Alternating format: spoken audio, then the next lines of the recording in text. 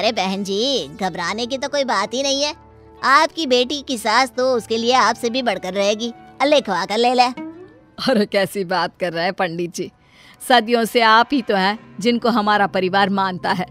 आपकी बात तो हमारे परिवार के लिए पत्थर की लकीर है, फिर क्या लिखवाना। चलो ये चिंता तो दूर हुई कि बेटी का ससुराल कैसा होगा। अब तो आंख बंद करके पैसा लगा दूंगा रिन्नी के लिए। अरे रिन्नी बेटी के लिए तो रिश्ता मैं ही बता देता हूँ। वो क्या है कि परिवार में कौन है उन लोगों से तो मैं नहीं मिला, लेकिन माँ और बेटे को अच्छे से जानता हूँ। हीरा है लड़का, हीरा। और माँ तो जैसे गाय, बोलो तो बात चला दूं। अरे नेकी और पूछ पूछ जरूर पंडित जी। फिर क्या, पंडित के कहने पर हो जाती है रिन्नी की शादी देवेश से। रिन्नी की सास तो ऐसी होती है मानो देवी। अरे नहीं नहीं बहू, तुम बस आराम करो, मैंने सारे काम के लिए नौकर रखे हैं। उल्टा तुम्हें किसी चीज की जरूरत हो तो बताओ। और बहू अपना ख्याल रखा करो। जी माँ जी, मैं आपके सर पर तेल लगा दूं? शाम को मंदिर भी जाना है, अब आप आराम कर लें। रिन्नी सास का पूरा ख्याल रखती। पति भी रिन्नी का लाखों में एक था। रिन्नी, मैंने कोई मोती दान किया होगा जो मुझे तुम्हारे जैसी बीवी मिली। भाग्यशाली हूँ मैं। रिन्नी को तो लग रहा था कि वो कोई सपना देख रही है। मायके से माँ का जब फोन आता, अरे माँ अभी मत बुला, वो क्या है ना मंदिर में कीर्तन चल रहे हैं तो वहाँ जाना होता है ना माँ के साथ। अरे मान लिया कि सास के साथ जाना होता है, लेकिन बेटा माँ को भी कभी चेहरा दिखा दे। कितना वक्त हो गया तुझे देखे। हाँ माँ आ जाऊंगी, अभी ना बुला बस। अच्छा मैं रखती हूँ, माँ जी बुला रही है। सास रिन्नी के कमरे में खुश होकर आती है। अरे बहू जानती है कौन आ रहा है? मेरी बेटी आ रही है विदेश से, तुझे पहली बार देखेगी वो। अरे वाह माँ, अब तो मेरे मजे हैं। ननद के साथ खूब गप्पे करूंगी, घूमूंगी और खूब फैशन। विदेश से आ रही है तो कितनी एडवांस होगी, मुझे भी सिखा देंगी कि कैसे रहना चाहिए जिससे और स्मार्ट लगे। अरे नाना रिन्नी, वो तो पूरी अपनी बुआ पर है। विदेश रहकर भी पूरी देसी, जैसा नाम वैसा व्यवहार और वैसी ही सूरत। हाँ क्या नाम है माँ जी उनका? आपने तो डरा ही दिया। आप काली, काली नाम है। बहू बस मुंह फटे वो, उसकी बात का बुरा ना मानना। वैसे भी हम लोग है ना, शादी ही देख रहे हैं उसकी। जहाँ ठीक लड़का मिल जाएगा वो भी अपने ससुराल चली जाएगी। और अगले दिन आती है काली। काली पूरी काली होती है, दिखने में भी अजीब सी। वो जैसे ही घर आती है, रिन्नी की सास कहती है, अरे आ गई मेरी बच्ची, कितनी कमजोर हो गई है। कुछ खाने को नहीं मिलता था क्या विदेश में? ला सामान ला, मैं अंदर रख देती हूँ। क्यों, तू क्यों रखेगी सामान? और वो कहाँ है भाभी? पैर नहीं छूने आई अभी तक। तभी वहां रिन्नी आ जाती है। पैर मैं तो गले लगूंगी, छोटी हो तुम। मैं उम्र में भले ही छोटी हूँ, लेकिन ओहदा बहुत बड़ा है समझी। पैर को हाथ लगाओ और किचन के काम में लग जाओ। बहुत दिन हुए इंडियन खाना नहीं खाया। क्यों, अब तो हर जगह सब कुछ मिलता है, फिर क्यों नहीं खाया? अरे नहीं खाया बोल दिया, ये बहुत है ना। अंदर जाओ और खाना लेकर आओ। माँ तेल लेकर मेरे सर की मालिश कर दो। और हाँ, पापा को बोलो मैं एयरपोर्ट पर कुछ सामान छोड़कर आई हूँ, वो ले आए। और भाई, अरे बस बस काली, वो बेचारा तो रात में आएगा, क्या कर पाएगा, वैसे ही थक जाता है। हे भगवान, ऐसे लग रहा है जैसे कोई सुंदर सपना टूट गया हो। तभी पास खड़ी नौकरानी कहती है, भाभी अब मैं काम ना कर पाऊं, मैं तो जा रही हूँ दूसरा घर देखने। अरे कैसी बात कर रही हो, एक तुम ही तो हो मेरा सहारा, कहाँ जाओगी? अरे ना भाभी ना, ये काली दीदी जो है ना बहुत ही खतरनाक है। अभी तो ये अच्छी बन रही है, लेकिन जैसे जैसे दिन बीतेंगे ना, इनका असली चेहरा। अभी नौकरानी बात पूरी करती कि किचन में काली आ जाती है और नौकरानी को देखकर कहती है, तू अभी तक यही काम कर रही है? पिछली बार याद है ना क्या क्या बोला था? नौकरानी थरथराने लगती है। जी याद है। हे भगवान, रिन्नी काली के पसंद की कढ़ी चावल बनाती है और बहुत ही प्यार से उसे परोसती है। वाह वाह माँ, क्या खाना है, मजा आ गया। अरे भाभी, आपके हाथ में तो जादू है, जादू। वैसे आपको कैसे पता कि मुझे कढ़ी चावल पसंद है? वो पहले जो आपका कमरा था ना, वो अब मेरा है। तो अलमारी में एक डायरी रखी थी, वो मैंने पढ़ ली और उसमें देखा कि आपने उसमें पसंद नापसंद सब कुछ लिखा हुआ था। उसी से पता चल गया। बस सब क्या था, काली को भाभी की बात सुनकर इतना गुस्सा आ जाता है कि वो खाने की थाली फेंक देती है। क्या तुमने मेरी डायरी खोली? खोली तो खोली, उसे पढ़ भी लिया? अरे कुछ सिखाया नहीं क्या तुम्हारे माँ बाप ने? किसी की डायरी नहीं पढ़ते? मुझे माफ कर दो दीदी, मुझे नहीं पता था कि आपको ये बात अच्छी नहीं लगेगी। अरे काली, क्या हो गया, भाभी ने पढ़ लिया तो। और अगर वो इतनी पर्सनल थी तो क्या जरूरत थी उसे छोड़कर जाने की? ले जाती अपने साथ। तुम तो माँ बिल्कुल चुप रहो, सर पर चढ़ा लिया ये दूसरे घर की लड़की को। काली माँ को भी भला बुरा बोलकर वहां से चली जाती है। माफ कर दे बहू, ये ऐसी नहीं थी, पता नहीं क्यों इतनी चिड़चिड़ी हो गई है। कोई बात नहीं माँ जी, मैं संभाल लूंगी। अगली सुबह मैं अपने लिए दूसरा घर देखने जा रही हूँ, मैं यहाँ सबके साथ नहीं रह सकती। अरे कैसी बात कर रही है काली, कहाँ जाएगी? तेरी शादी हो जाए तो सीधा ससुराल जाना। ज्यादा ना बोलो माँ, शादी करने का शौक है तो खुद की कर लो ना, मुझे नहीं करनी कोई शादी। और हाँ, मुझसे प्लीज कोई भी अब से बात नहीं करेगा। काली चली जाती है, लेकिन माँ परेशान हो जाती है। थोड़ी ही देर में घर की डोरबेल बजती है। एक सुंदर सा नौजवान लड़का आकर खड़ा होता है। ये कौन है रिन्नी? माँ जी, ये सौरभ है, काली का बॉयफ्रेंड। इन दोनों के बीच बहुत प्यार था, लेकिन फिर कुछ दोस्तों ने मिसअंडरस्टैंडिंग करके दोनों को अलग कर दिया। लेकिन मैंने जब सब सच सौरभ को बता दिया तो वो अब काली का रिश्ता मांगने आया है। अरे ये तो बहुत खुशी की बात है, वो देखो काली भी आ गई। सौरभ, तुम यहाँ कैसे? तुम्हें कैसे पता कि मैं अमेरिका से आ गई हूँ? देखो, मैं तुम्हें कुछ कहना चाहती थी। मुझे रिन्नी भाभी ने सब बता दिया है काली। तुम्हारा व्यवहार कितना अच्छा है मैं बता नहीं सकता। मैं शादी तो तुमसे ही करूंगा। थैंक्स भाभी, लेकिन आपको वो डायरी। हाँ, मैं जानती थी कि जिस लड़की का इतना प्यारा परिवार है वो गलत हो ही नहीं सकती। आपका व्यवहार सिर्फ किसी बात से दुखी होकर ही बदला होगा, इसका मुझे यकीन था।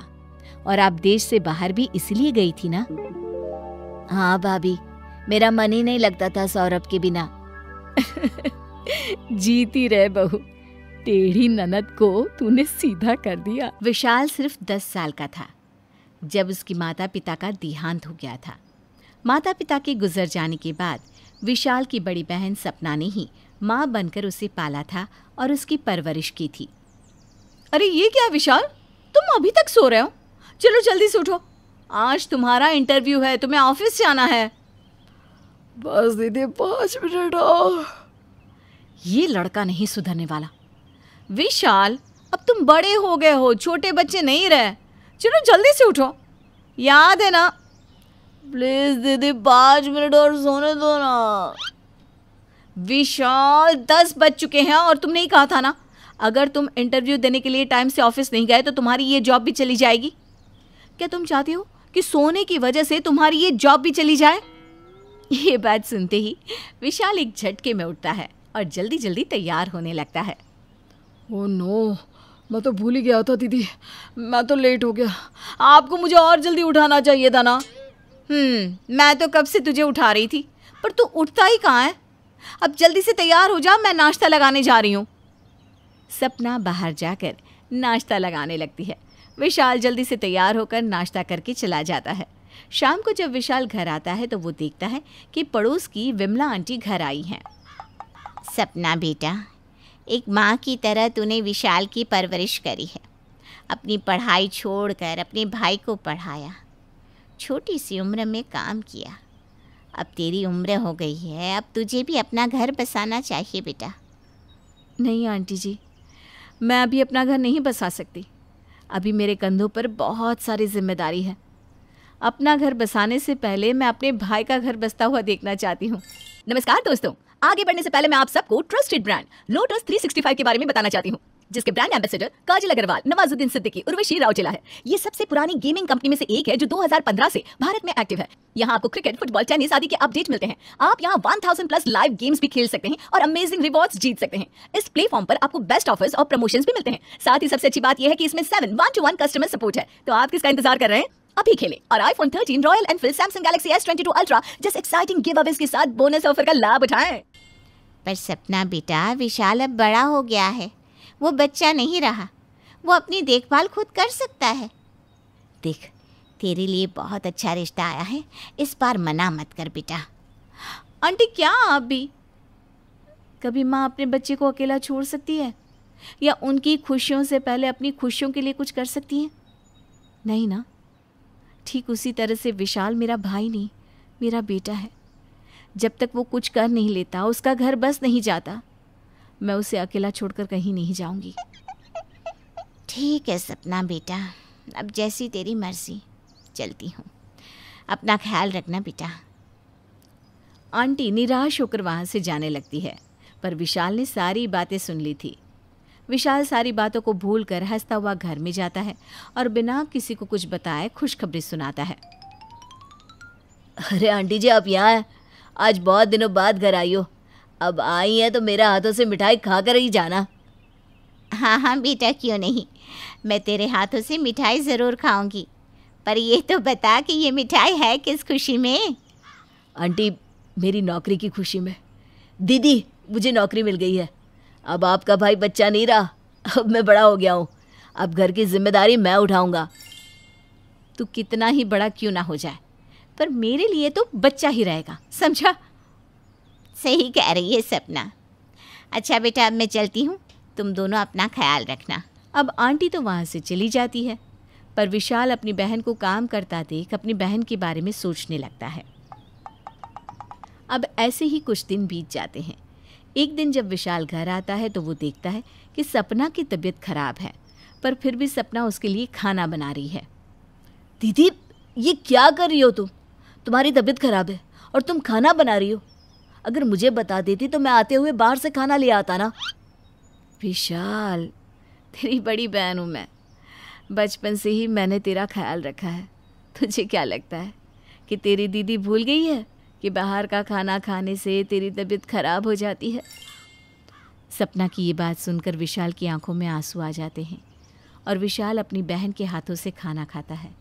अब ऐसे ही कुछ दिन बीत जाते हैं और विशाल अपनी बहन की खुशियों के लिए उससे कहता है, दीदी, आपको नहीं लगता कि आपका भाई बड़ा हो गया है? एक बार मेरी तरफ देखो। क्या आपको नहीं लगता कि अब मुझे शादी कर लेनी चाहिए? बड़ा तो हो गया है मेरा भाई, पर तुझे शादी करनी है, वो भी इतनी जल्दी?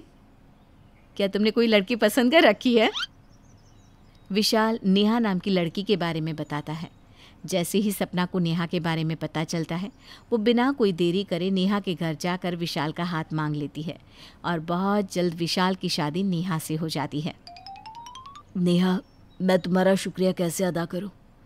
मैं जानता हूं तुम इतनी जल्दी शादी नहीं करना चाहती थी, पर मेरी और मेरी दीदी के लिए तुमने इतनी जल्दी शादी कर ली।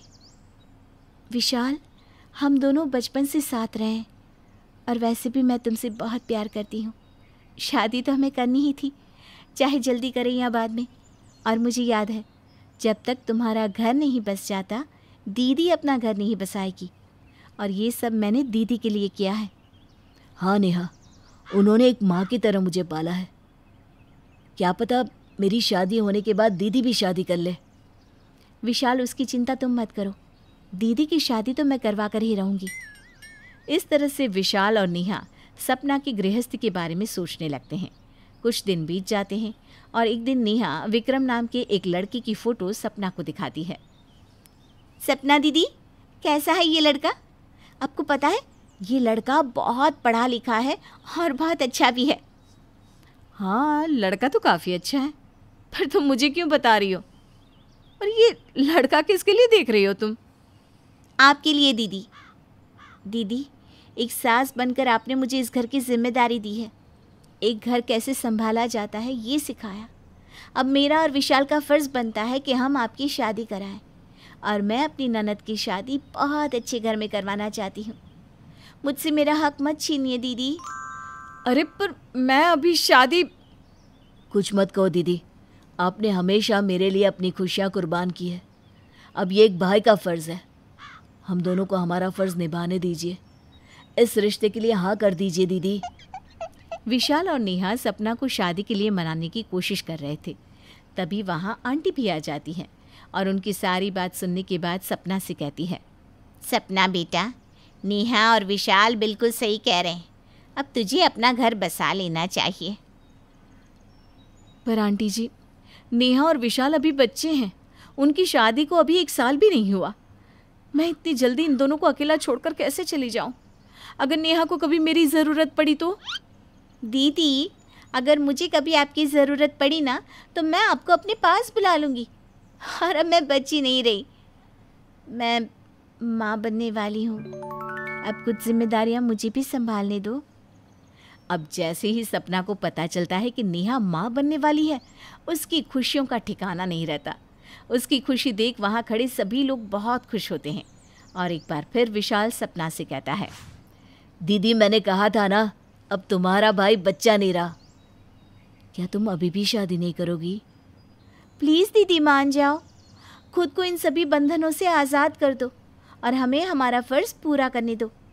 एक भैया भाभी का कर्तव्य है अपनी ननद की शादी करवाना। विशाल और नेहा का प्यार देखकर सपना अपने आंसुओं को रोक नहीं पाती और इस रिश्ते के लिए हाँ कर देती है। इस तरह से बहुत जल्द सपना की शादी हो जाती है और वो भी अपने ससुराल में एक खुशहाल ज़िंदगी जीने लगती है। तो यहीं दूसरी ओर विशाल और नेहा भी सपना को उसकी खुशियाँ देकर खुश होते हैं।